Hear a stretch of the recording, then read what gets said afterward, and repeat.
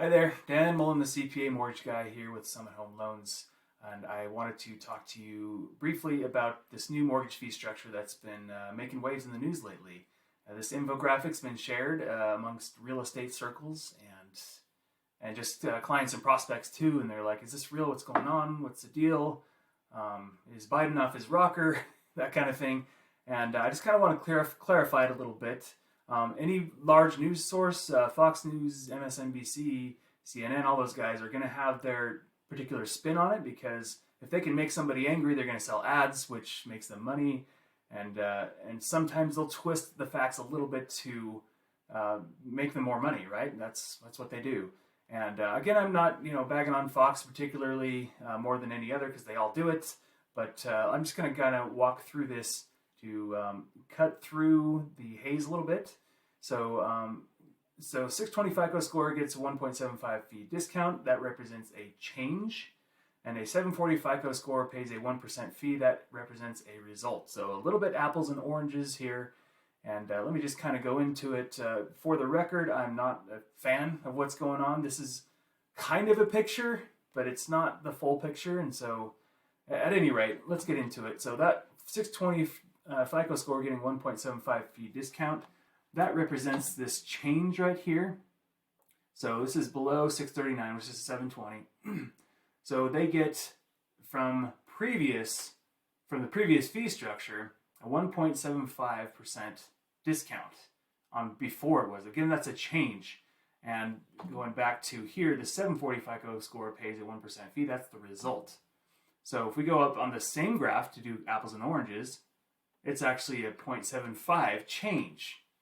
Okay, so the result of that is a 1%. If we see, remember, this is the actual result, a 1% fee for that. So apples and oranges, at the same time, at that same FICO score over here, or sorry, not that same FICO score, if we take the result for the 620 FICO score, you have 1.75. So you're still getting a deal if you have better credit. It's just not as good as a deal as it used to be. So it's, again, I'm not a fan, because it kind of takes the risk-based lending. It moves a little bit away from that, which I'm not a fan of, because having good credit takes work, right? And so there is a bonus still. Well, let's talk about the results here. So in English, good credit is still rewarded, just less so. If all things being equal, if you have a 740 score, you're going to have a better mortgage rate than if you have a 620 score. That's just how it works.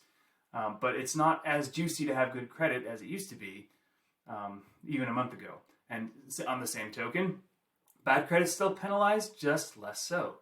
If you have bad credit, it's still going to cost you in rate, but it's going to cost you less for having that bad credit. FHA loans are going to be more common. That's probably what you're going to see the most, since these are not affected by this new mortgage fee structure. Those are just Fannie and Freddie, which are conventional loans.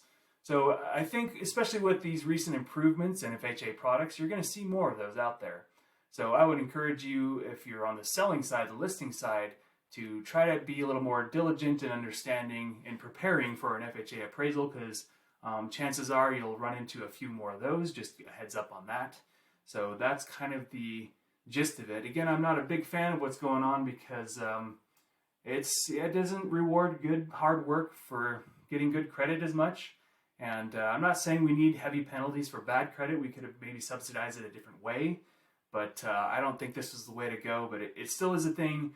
The sky isn't necessarily falling. It does affect borrowers from low credit to high credit in different ways. And I just wanted to help you get those facts straight. So I'm here working this weekend. Give me a call if you have any questions, 801-865-1867. Have an excellent weekend, and I'll talk to you later.